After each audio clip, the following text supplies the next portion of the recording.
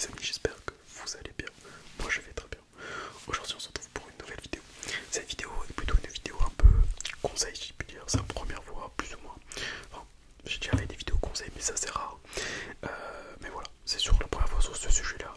Et c'est un sujet qui vous touche, vous, moi actuellement, et qui vous touchera dans le futur, ou qui touche des proches. Les entretiens, toujours quelque chose d'assez difficile, que beaucoup appréhendent, parce que c'est pas facile, et tout ça. Et généralement, vous tenez, quand vous faites un entretien, c'est pour entrer dans la vie active, ou changer de travail, ou avoir une école. Donc comment bien réussir un entretien, je vais vous l'expliquer tout simplement. Attention, ce n'est pas une solution miracle, je ne connais pas tout, je ne suis pas omniscient sur tout, mais pour l'instant j'ai fait en tout plus de 7 entretiens cette année, et j'en ai réussi 6, ou enfin en tout 1, 2, 3, 4, 5, non 5, et un sixième où je n'ai pas eu de retour tout simplement. Du coup je vais essayer de vous expliquer comment réussir entre guillemets un entretien et comment faire. Voilà, vous êtes beaucoup à me poser ces questions, du coup je vais essayer de vous aider. La première chose à savoir, on va le découper en 3 thèmes.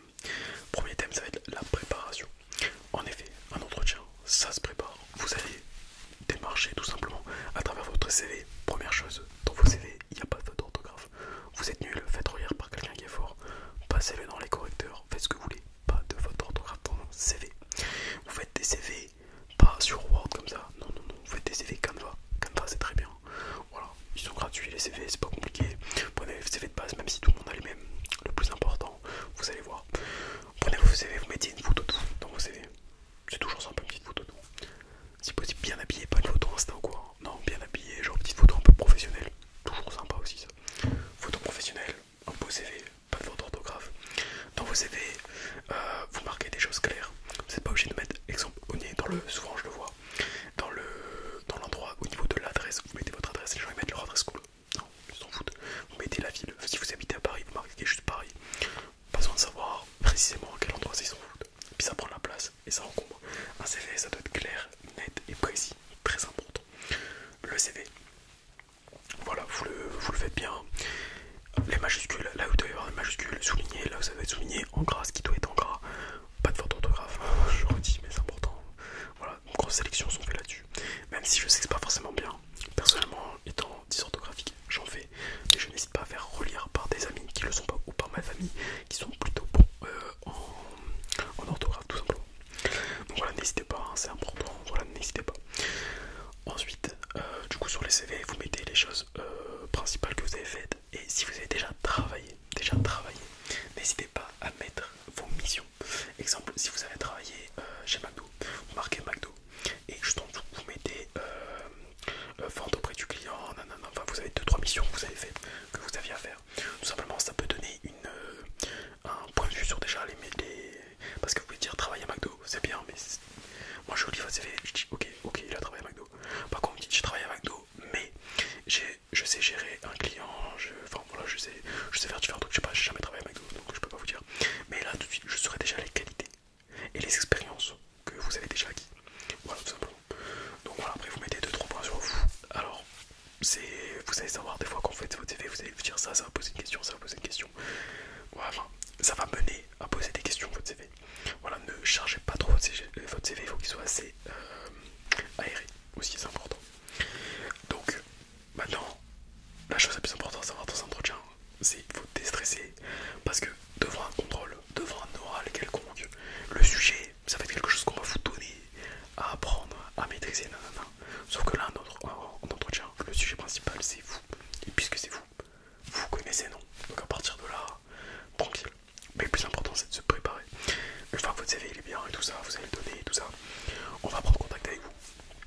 Si votre CV est attirant, quoi que ce soit, s'il est bien, pas de faute d'orthographe, si c'est clair, si c'est aéré, si tout est bien, et que ça porte un peu la curiosité, on va prendre contact avec vous. Voilà. Donc on va prendre contact avec vous.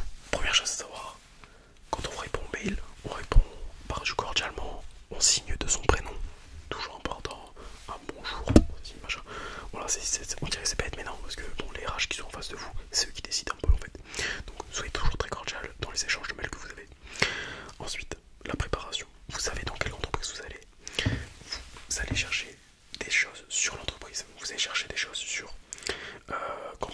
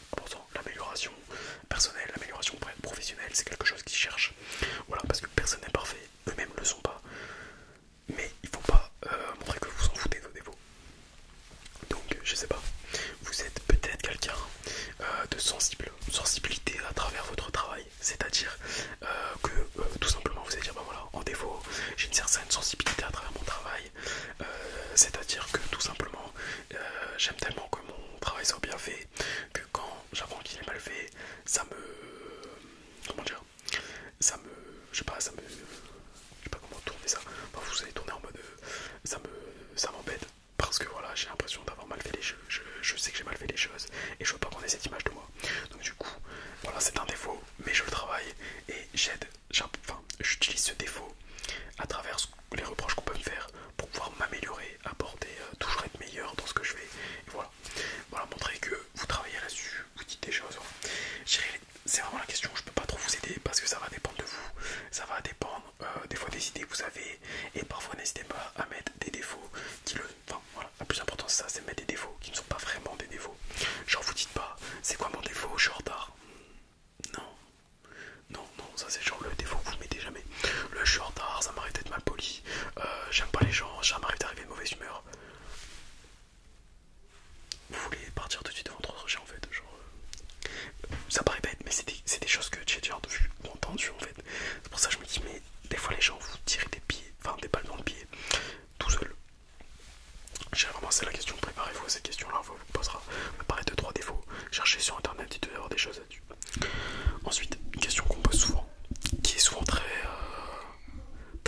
redoutée par les candidats, mais qui est à la fois probablement, je pense, la question la pire. La pire, où là vous avez toutes vos chances de vous faire éliminer sur celle-là. C'est la question, pourquoi vous et pas un autre? C'est vrai, pourquoi vous et pas un autre? Et là, l'erreur à ne surtout pas faire, c'est de descendre les autres. Parce que toutes les entreprises aiment que les équipes s'entendent bien, que les personnes s'entendent bien, enfin que tout le monde s'entende bien. Ils aiment le travail en équipe. Alors si vous vous mettez à descendre des gens que vous ne connaissez pas, c'est mort. En fait, vous voyez plutôt cette question sur pourquoi je devrais vous embaucher, quelles sont vos qualités, qu'est-ce que vous allez apporter à l'entreprise. Généralement c'est ça la deuxième question. Enfin, l'autre question que je disais dans les 3 questions Pierre, qu'est-ce que vous allez apporter à l'entreprise. Celle-là et pourquoi vous et pas un autre, c'est plus ou moins la même chose. C'est-à-dire à cette réponse, à cette question, vous allez répondre non pas en disant bah voilà, les autres ils savent pas faire ça, les autres ils savent pas ça, les autres ils sont nuls sur ça. Non, vous allez dire bah voilà, je suis quelqu'un de ponctuel, j'aime que mon travail soit bien fait, je suis réactif, j'aime prendre des décisions. Voilà, vous allez dire vos qualités. C'est un truc de sociable, je suis quelqu'un de sociable, je suis ouvert et tout ça. Vous allez montrer pourquoi vous et pas un autre. Parce que vous avez ces qualités-là. Vous ne dites pas que les autres ne les ont pas, mais vous dites les qualités que vous avez, ce que vous mettez en avant. Vous ne connaissez pas les autres, ne descendez pas les autres, sinon c'est mort. Vous descendez, vous ne serez pas pris. C'est pas possible. Vous ne pouvez pas être pris en ayant descendu les autres. Parce que vous ne les connaissez pas. Si eux sont embauchés, pas vous, c'est surtout ça que vous dites bien. C'est qu'eux ils sont embauchés, vous n'allez pas les faire virer, genre. Par contre vous, ils vont même pas vous embaucher. N'oubliez pas ça. Voilà, montrez, voilà, parlez, dites-vous que vous aimez bien, voilà. Mettez-vous en valeur, tout simplement. Mettez-vous en valeur. C'est surtout ça en fait un entretien. Le sujet principal c'est vous. Alors mettez-vous en valeur dans les questions. Les qualités, vous mettez des qualités qui vous mettent en valeur et qui sont en lien avec l'entretien.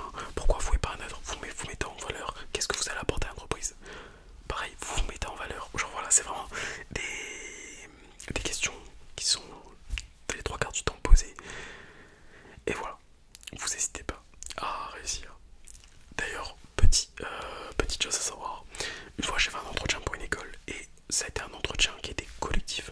C'est-à-dire que durant cet entretien, on avait une présentation en fait, on a dû travailler en groupe chacun sur des thèmes différents et après on nous appelait pour l'entretien, on devait présenter notre travail de groupe seul et après on posait des questions sur nous. Donc ça s'est très bien passé, voilà. Généralement les gens qui sont là essaient de bien bosser parce que si vous les aidez correctement, ils vont vous aider correctement. Voilà, c'est comme ça que ça marche.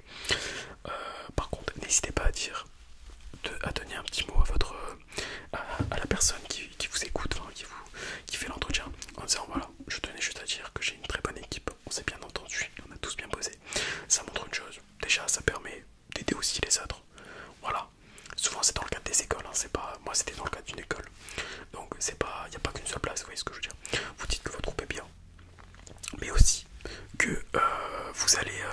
Enfin, ça montre aussi que vous allez travailler en équipe et que vous n'êtes pas là pour descendre les autres. Parce que si vous dites bah voilà moi j'ai fait ça, les autres ils ont rien fait dans le groupe, vous envoyez quoi comme image à la personne qui est en face de vous?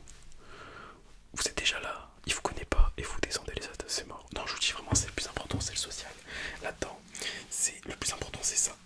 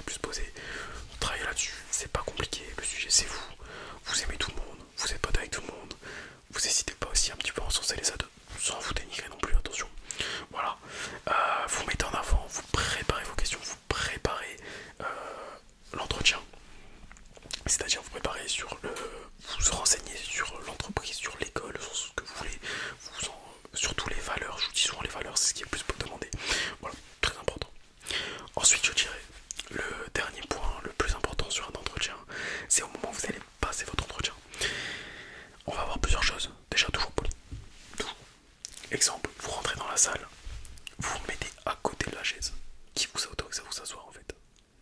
Ça paraît bête. Mais je suis recruteur, je rentre dans la salle, vous rentrez avec moi, je me retourne, je me suis même pas encore assis, vous êtes déjà assis. En soi, c'est pas un problème. Mais la politesse veut que vous attendez à côté et la personne instinctivement va vous dire asseyez-vous, c'est bon. Voilà, vous n'êtes pas chez vous, vous n'êtes pas dans un lieu qui est à vous. Vous ne vous installez pas comme ça. Première chose. Toujours, voilà, vous portez droit, tout simplement ouvert. Vous n'hésitez pas si vous avez besoin d'un truc dans les mains, enfin voilà. Vous essayez de cacher votre stress. Parce que j'ai déjà eu un entretien où j'ai remarqué, avec deux managers, que un des managers regardait enfin, je pense que c'était ça. Mais bon, ça m'a pas fait défaut, donc voilà. Je pense qu'un des managers regardait mon langage corporel. Ça se voit aussi si vous êtes stressé. Détendez-vous. Le sujet c'est vous. Vous connaissez. C'est pas grave. C'est pas grave. Voilà. Donc du coup, comme je vous dis, la politesse, voilà, bonjour, puis vous vous asseyez. Voilà, tout simplement vous donne droit. Les habits.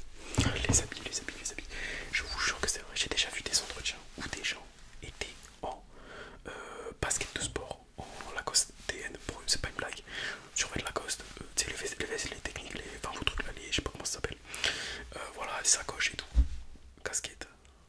Tu passes un entretien où tu vas travailler dans les cités là. Le mec qui est en face de toi, est-ce qu'il est habillé comme ça? Non, en fait. Je vous demande pas grand chose, une petite chemise, un petit pantalon, minimum. Vous n'arrivez pas en entretien en jogging, vous n'arrivez pas en entretien en short. Non. Ouais, ce que j'ai déjà entendu des gens quand je leur dis ça qui me disent ouais mais j'ai pas forcément d'argent, vous allez à Carrefour les gars, vous avez des chemises à 7 euros. On vous demande pas d'avoir une chemise avec algo, ils en ont rien à faire en face. Devant vos potes, pour vos copains, enfin pour les mecs ou pour les meufs, vous mettez des marques si vous voulez, on s'en fout en fait. Enfin voilà, vous faites ce que vous voulez en dehors. Mais le recruteur, enfin, il s'en fout que ça soit marqué Nike, que ce soit marqué, je sais pas moi, Ralph Lauren, ou que il n'y a pas de marque. Il s'en fout, lui c'est le cadet, c'est tout ce qu'il veut. C'est quelqu'un qui soit propre, qui soit bien habillé, qui sente bon si possible. Voilà, ça après, malheureusement, s'il fait chaud, très chaud, et que vous transpirez, voilà, ça peut être compliqué. Sur ça, petit conseil, n'hésitez pas à utiliser des déos en stick. Voilà, c'est mieux. En fait, les déos, les sprays, ça peut être des déos. Genre, vous pouvez transpirer avec, c'est pas un problème, ça vous pouvez. Alors qu'avec les sticks, vous transpirez beaucoup moins. Voilà, gardez ça en tête. Petit tips comme ça, si je peux vous donner. De quelqu'un qui transpirait beaucoup avant. Et depuis que, voilà, j'ai pris les en stick, les boules là, ça marche. Le reste, ça marche pas. Donc ça va sentir bon et tout ça, bien coiffé, on essaie, entre guillemets, voilà. Bon, pas comme moi, pas comme aujourd'hui, mais en général pour les entretiens, j'essaie de bien me coiffer. Et voilà, bien habillé. En fait, tout simplement durant l'entretien, du coup vous avez parlé de vous et tout, n'hésitez pas aussi à vous intéresser, à poser des questions sur les équipes. Parlez pas de... Moi, j'ai fait des entretiens d'alternance, donc les salaires vous le connaissez, c'est le minimum légal. Si sur le contrat c'est pas le minimum légal, vous signez pas. Donc voilà, c'est le minimum légal. Donc soit vous pouvez aborder la question du salaire, mais aussi poser des questions sur l'équipe, sur est-ce qu'il y a du télétravail ou non. Dites que ça ne vous dérange pas qu'il n'y en ait pas aussi, hein, important. En fonction de ce que vous postulez. Est-ce que c'est quoi les journées, une journée type? Quelles sont les différentes missions qui vont vous être données? N'hésitez pas, si on vous explique que ce que vous allez devoir faire, dire d'accord. Et je sais pas, si on vous dit bah voilà, vous êtes en contact du client, d'accord. Et c'est quoi la fréquence à peu près des clients? Il y en a combien qui passent par jour? Voilà, tous ces petits trucs. C'est rien. Les chefs et les managers, ils le savent. Ils vont vous le dire. Et ça prouve que vous vous intéressez. Ça prouve que vous êtes intéressé par le sujet, par l'entreprise, par le job que l'on vous propose. Voilà, très important. Et ensuite, je dirais tout simplement l'amabilité. Voilà. N'hésitez pas à sourire, soyez souriant, les gens vous parlent. Moi, je sais que ça m'est déjà arrivé quasiment dans tous mes entretiens de rigoler. Avec les RH, avec les managers en face, je rigole avec eux. Je sais pas comment vous expliquer. Genre, personne va vous poser des questions sur vous, quoi que ce soit. Si elle vous dit ah bah oui, bah je connais, bah n'hésitez pas à lui dire, à lui redonner l'exemple. Je sais pas, vous avez dit vous êtes au Portugal, je dis ah bah oui, je connais le Portugal. Vous dire ah bah vous êtes allé au Portugal, vous êtes allé où? Là, de base à votre entretien, mais vous lui posez des questions sur lui. Vous lui posez des questions sur lui, c'est bête, mais cette personne va vous répondre et si en fait vous allez essayer tout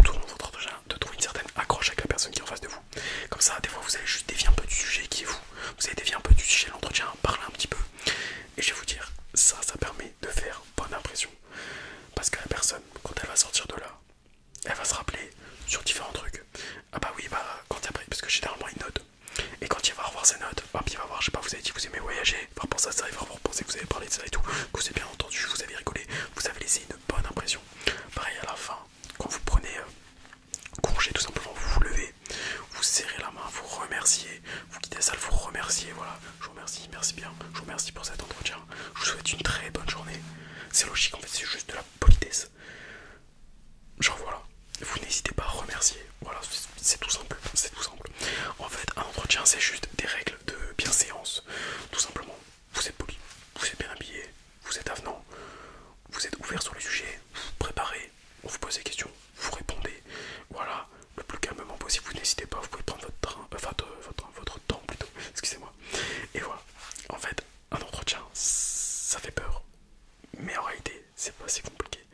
Et je pense que vous pouvez également réussir. J'ai réussi, pourtant je suis de base quelqu'un de... J'étais de base quelqu'un de timide et tout ça qui n'avait jamais fait d'entretien. Et j'ai réussi en tout, depuis que j'ai commencé à en faire, j'ai fait 1, 2, 3, 4, 5, 6, 7, 8, 9, 10, 11, 12. J'ai dû faire 11 ou 12 entretiens en tout. J'en ai réussi 10. 10, il y en a un, on m'a pas donné suite et un autre, j'ai pas eu de réponse. J'ai pas eu de réponse. D'ailleurs, je sais toujours pas pourquoi. C'est possible que je vais en avoir une ces prochains jours, mais j'ai déjà trouvé autre chose, donc pour moi c'est bon. Mais j'ai pas eu de réponse pour me dire que c'était pas bon. En général, on vous contacte pour vous dire que c'est pas bon. Voilà. Que votre sujet n'est pas, enfin, votre dossier n'est pas pris. Donc voilà. Ensuite, pour savoir, c'est que parfois vous n'allez pas être recontacté. Ce n'est pas forcément de votre faute. Pour avoir fait un très bon entretien, ne vous découragez pas. C'est pas forcément vous. C'est pas forcément votre faute. C'est parfois tout simplement parce que l'autre entretien qui arrive après peut-être avait peut-être plus à travers les expériences qu'il avait était plus fait pour ce métier tout simplement. Ça veut pas dire que vous ne l'aidez pas, mais cette personne avait l'air plus préparée pour ce métier. Bah c'est pas grave. Vous serez pas tout le temps des gens comme ça. Ensuite parfois ça peut arriver que on va dire dans une équipe, bah voilà, il y a un poste qui se libère et tout ça, je vais faire des entretiens et quelqu'un va penser à un membre de sa famille ou un ami qui pourrait postuler. Et dans ce cas-là, des fois, il peut arriver que les managers ou les RH du coup prennent plus facilement ces personnes-là parce que c'est un ami ou c'est la famille de quelqu'un qui est dans l'entreprise. Donc voilà, ça arrive, malheureusement, c'est rare. Ne vous inquiétez pas, c'est rare. Mais voilà, ça arrive aussi. Mais ne vous découragez pas, n'hésitez pas à postuler partout. Tant que vous n'avez pas de réponse, vous postulez. Voilà, à moins que vous êtes vraiment sur la fin et que bon, voilà, après voilà. Mais voilà, je t'ai donné plus ou moins mes conseils. N'hésitez pas si vous avez la moindre question à me le poser en commentaire, à me le poser aussi sur Insta, je vous répondrai sur Insta sans problème. Donc moi Insta c'est NASMR, N-A-S-M-R, c'est le nom de la chaîne que vous avez là, c'est le nom sur TikTok, c'est le nom sur Insta, c'est le même. J'ai à peu près 500 et quelques abonnés, parce que je crois qu'il y a un 2 trucs d'ASMR. Parce que ça je suis encore tout seul. Donc voilà, vous n'hésitez pas, je vous aiderai avec volontiers. Et voilà, j'espère que la vidéo vous a plu, j'espère qu'elle vous en aidera, au moins si elle peut aider au moins une personne, son entretien, si elle peut vous expliquer comment faire et vous préparer déjà aux pires questions qui sont justement 3 qualités, 3 défauts, pourquoi vous et pas un autre et qu'est-ce que vous allez apporter. Déjà, vous préparez ces questions là à partir de la main, c'est tout. Voilà les différentes étapes et vous dire comment parler, essayez de chercher des atomes crochus, essayez de laisser une bonne impression. Toujours, c'est la bonne impression qui fait que dans le monde tout fonctionne à la bonne impression. Vous pouvez être moins qualifié de quelqu'un, mais si vous avez laissé une meilleure impression, cherchez pas, c'est dans la nature humaine. On va plus prendre quelqu'un avec qui on s'est bien entendu, avec qui il y a eu une bonne accroche, et voilà, qui était beaucoup mieux que quelqu'un qui a un poil plus d'expérience ou qui a un poil plus qualifié. Voilà, qui a laissé moins bonne